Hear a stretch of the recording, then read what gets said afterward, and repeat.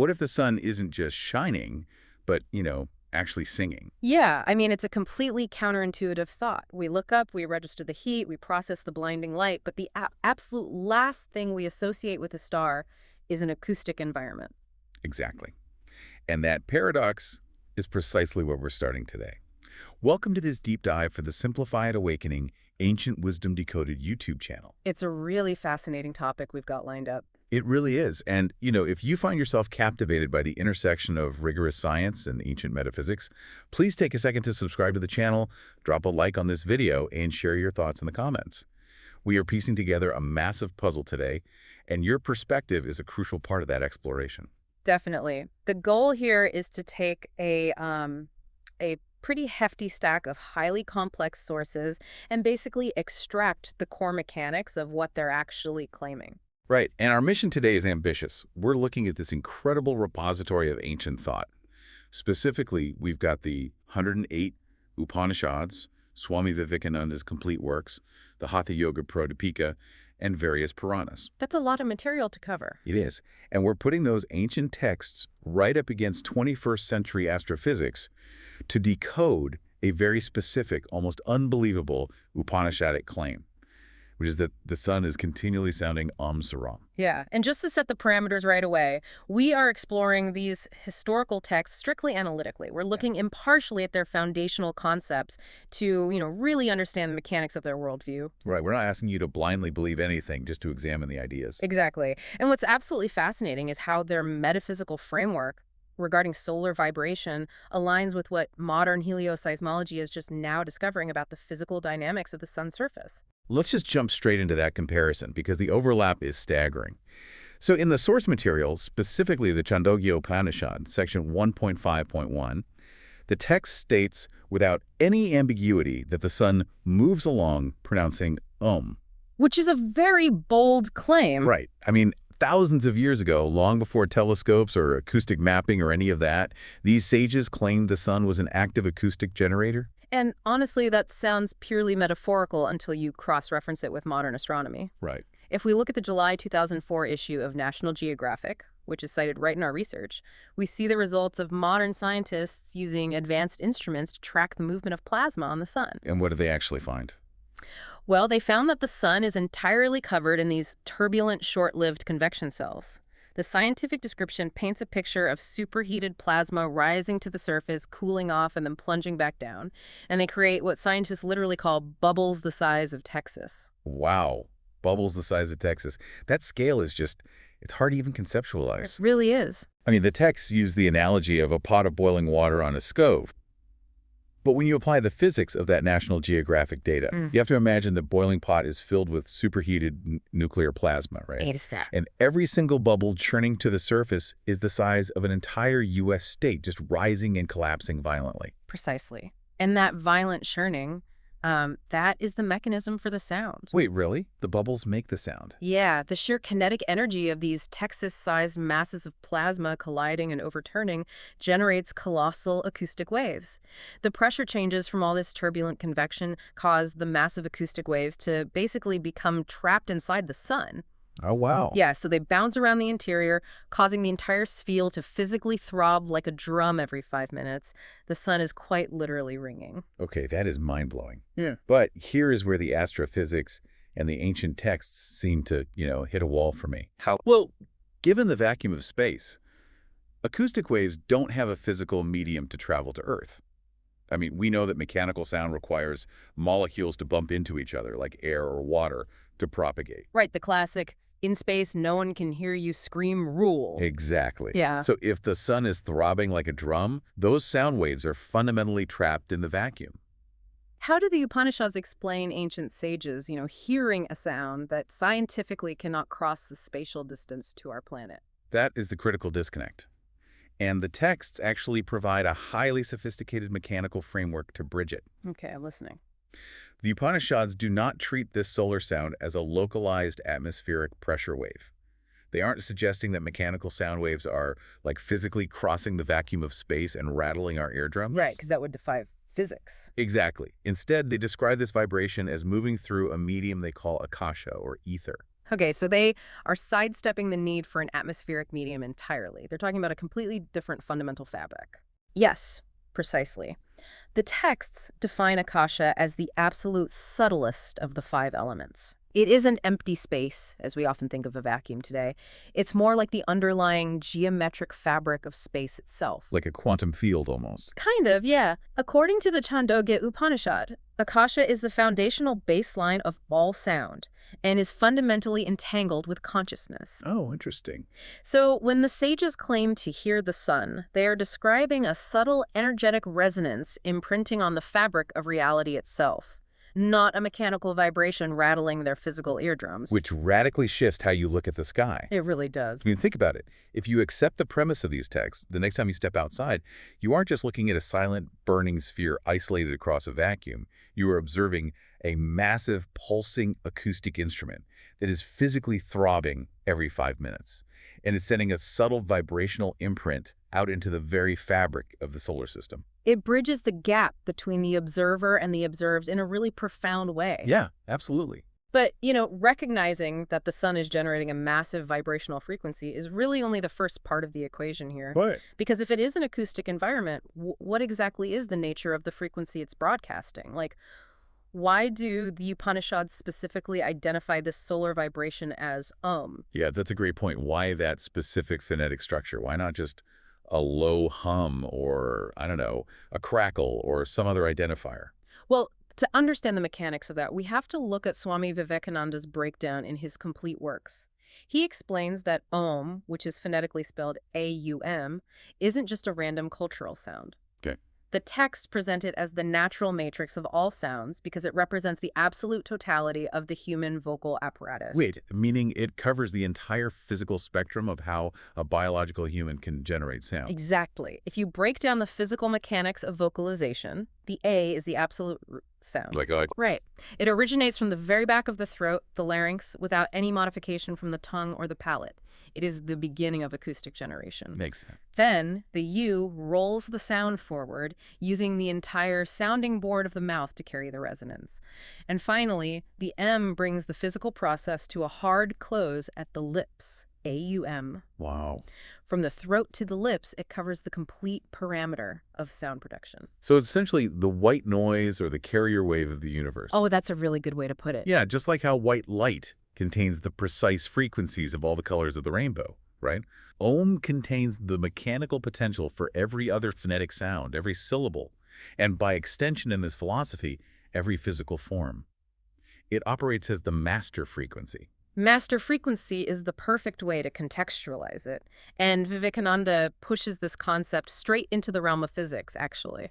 He points out that molecular vibration never actually ceases.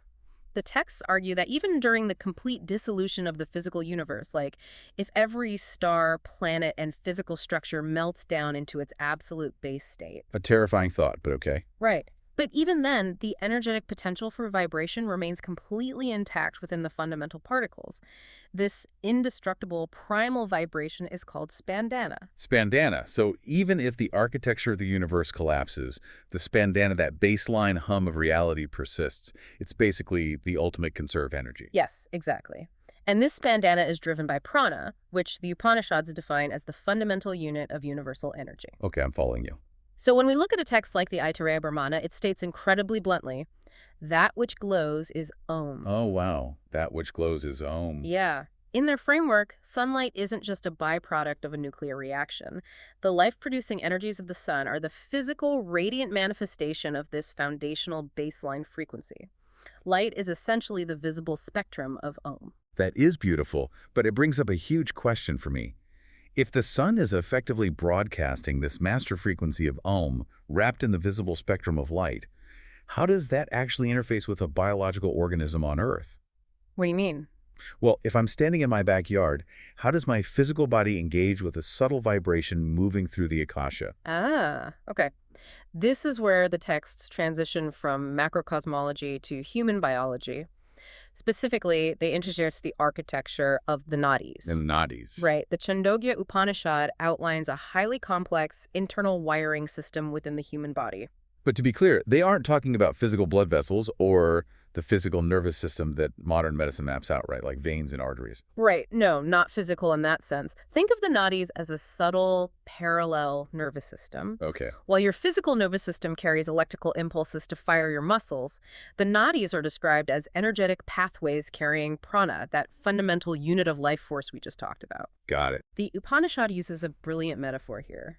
It says, even as a great extending highway runs between two villages, even so the rays of the sun go to both these worlds. Oh, I like that. The text frames the solar rays as a literal, energetic highway running continuously between the plasma of the sun and the subtle architecture of our bodies. And what is the mechanism for actually pulling data off that highway? Like, if the rays are hitting us, how do we actively absorb the vibration? The primary mechanism is the breath. Just breathing. Yeah, the texts explain that our physical respiration is the mechanical pump for moving prana. When you breathe, you aren't just oxygenating your blood. The texts claim you are using the mechanical action of the lungs to draw this evolutionary solar energy directly into the nadis. That's incredible. The Hatha Yoga Pradipika takes this even further, detailing how advanced breathing techniques awaken the central energy pathway called the sushumna, and that turns the body into a highly efficient conduit for this solar force. It's like viewing the human nervous system as a highly advanced biological radio antenna. Yes. You have this massive transmission tower in the sky, the sun blasting out the master frequency of Om. But if your internal radio is tuned to static, or, if your breathing is shallow and unconscious, you're not pulling the signal through the antenna. You're just absorbing the background noise. That analogy holds up perfectly against the instructions in the Patanjali Yoga Sutras, actually. Oh, really? Yeah. The sutras dictate that by practicing the repetition of the sound Om and deliberately aligning that sound with the mechanical rhythm of your breath, you are effectively turning the dial on your internal receiver. You are matching your biological frequency to the sun's subtle broadcast. Which completely recontextualizes the biology of going outside. It real does. According to the Upanishads, when you step into the sunlight and take a deep breath, you aren't just triggering biological processes like vitamin D synthesis. You're engaging in a highly active mechanical absorption of cosmic energy. You're pulling the baseline frequency of the universe into your subtle nervous system to increase your own vitality. It elevates basic respiration into an act of profound cosmic synchronization. Yeah, absolutely. But, and this is important, the texts make it clear that increasing daily vitality is only a side effect. Wait, just a side effect? Yeah, the Upanishads are ultimately concerned with a much larger mechanical problem, which is the cycle of rebirth. All of this daily tuning of the nervous system is designed to achieve a specific, ultimate cosmic purpose. Right, because in this framework, the universe itself is caught in a cycle. You can't just look at a single human lifespan. You have to look at the macro timeline of reality. Exactly. Vivekananda breaks down this macro timeline using the concepts of Sankarcha, which means shrinking or involution, and Vikasha, which means expanding or evolution. Expanding and shrinking. Oh. The ancient model doesn't view the universe as a static environment created once out of nothing. It views the universe as a breathing organism itself. It breathes out evolution, manifesting all the complex architecture of galaxies, planets, and biological life. And then it breathes in involution, where all of that complexity shrinks back down into its subtlest, unmanifested state. It's fascinating how closely that mirrors certain modern cosmological theories, like the Big Bounce theory. Oh, yeah, absolutely. Where the universe expands from a singularity, eventually hits a limit, and then crunches back down, only to expand again in an eternal cycle. The structural parallels between ancient metaphysics and modern cyclical cosmology are definitely striking. Yeah. But for the ancient sages, this cyclical universe presented a massive problem. It traps human consciousness in an endless mechanical loop of birth, death, and rebirth. How do you escape a system that is fundamentally designed to keep resetting? And the texts claim the sun is the actual exit point. They do. Both the Prana Upanishad and the Bhagavad Gita detail the exit strategy. They claim that an individual who spends their life continually meditating on Om, who successfully uses their breath to align their nadis with that solar highway, will experience a fundamental shift at the moment of physical death. Okay. The texts state they will travel upwards via the sun's rays. In this framework, the sun operates as the gateway of the world. Okay, I have to subject this to some heavy scrutiny because my mind immediately pictures a literal sci-fi scenario here. Fair enough. Is the text suggesting that human consciousness physically travels through the vacuum of space, enters the plasma of the sun, and uses it as a literal spatial stargate to leave the universe? Yeah. Or are they using astronomical bodies as metaphors for dimensional shifts? It is entirely the latter. Okay, Hugh. Yeah, they are mapping out an inner alchemy, not a physical space launch. The source material has a brilliant defining phrase for this mechanism. It states that passing from the unreal to the real, from darkness to light, is only a matter of changing our base of perception. Changing our base of perception. So the physical sun we see in the sky is just the outer layer of a much deeper cognitive reality. Yes. The golden ball of churning plasma is the outer reality. It gives life, it anchors the solar system, but the texts argue it also acts as a veil. A veil, like it's hiding something. Exactly. There is a very specific petition in the Isha Upanishad where the seeker addresses the sun directly, saying, "The face of truth is hidden by thy golden orb, that do thy remove, in order that I may behold its glory." Oh, wow. That implies the physical light of the sun, the very thing that illuminates the physical world, is actually blinding us to the underlying architecture of reality. We have to look past the physical photons to perceive the baseline vibration. Which is the ultimate paradox of their philosophy, if you think about it. Right. You use the physical energy of the sun to evolve your subtle nervous system, but the final step requires you to mentally dismantle the physical illusion of the sun itself. It's an internal paradigm shift. That's deep. The text describes this cognitive leap as changing the lead of mundane experience to the gold of supernal joy. The gateway isn't a coordinate in space, it's a frequency of consciousness. That is an incredibly elegant framework. It takes the hardest data points of astrophysics and weaves them into the deepest questions of human consciousness. It really does. Let's recap the scope of what we've unpacked here, Right. because the progression is just brilliant. We started with the harsh, empirical reality of modern helioseismology, verifying that the sun is covered in Texas-sized plasma bubbles that churn with such violence they cause the entire star to physically ring like a drum every 5 minutes. And then we mapped that acoustic reality onto the ancient concept of Akasha, seeing how the Upanishads understood this vibration not as atmospheric sound, but as an energetic imprint on the fabric of space. Right. We explored Swami Vivekananda's breakdown of Om as the complete parameter of vocalization, and how that sound represents Spandana, the indestructible, latent vibration of reality itself. Yes, and from that macro level, we zoomed all the way into human biology.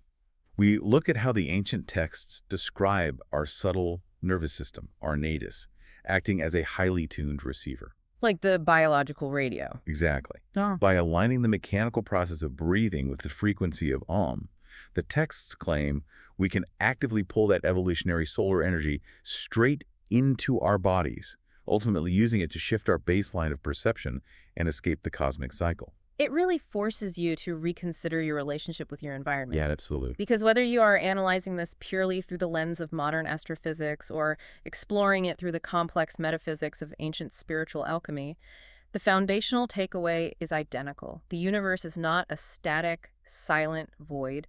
It is fundamentally in motion. It is vibrating. Yeah. And your biology is intimately, actively connected to the acoustic rhythm of the star at the center of our system. It's just incredible. But as always, we can't end this deep dive without leaving you with one final provocative angle to consider, something that builds on everything we've just discussed. And this requires synthesizing two very specific points from our sources today. Wait on us.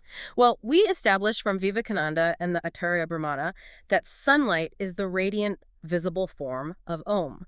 That physical light is essentially the visible spectrum of this master frequency. Right. We also know from the modern physics side of our research that light is an electromagnetic wave functioning on a vast spectrum. Okay, where did that lead us? Well, think about it. If the light of our local sun is the physical manifestation of the universe's baseline vibration, and every star in the observable universe is also emitting massive amounts of radiation and energetic waves through the Akasha, what does that imply about the night sky? Oh, wow. Are we merely looking at distant thermonuclear reactions, or is every single star in the galaxy broadcasting its own localized octave of this master frequency? That's a wild thought. If you apply the Upanishadic framework to the entire cosmos, the night sky isn't a silent expanse. It's a massive, visible symphony of vibrations that our current instruments and our current state of consciousness are only just beginning to learn how to listen to. That completely shatters the illusion of empty space. Just imagine the sheer volume of data actively moving through the universe right now. It's humbling, to say the least. It really is. Well, we have covered an immense amount of ground today, and we want to express our deepest gratitude to you for joining us on this exploration for the Simplified Awakening Ancient Wisdom Decoded channel. It's incredibly rewarding to dissect these concepts with an audience that truly wants to look beneath the surface. Absolutely. And before you go, please remember to hit that subscribe button, leave a like on the video, and most importantly, jump into the comments. We want to hear your analysis. How does understanding the physics of its skimming sun change your perspective on ancient texts? Does the concept of the Nadis and the biological radio resonate with your own experiences? Share your insights, because this community thrives on that shared curiosity. Keep questioning the mechanics of reality, and the next time you feel the heat of the sun on your skin, remember, you are actively participating in the master frequency. See you next time.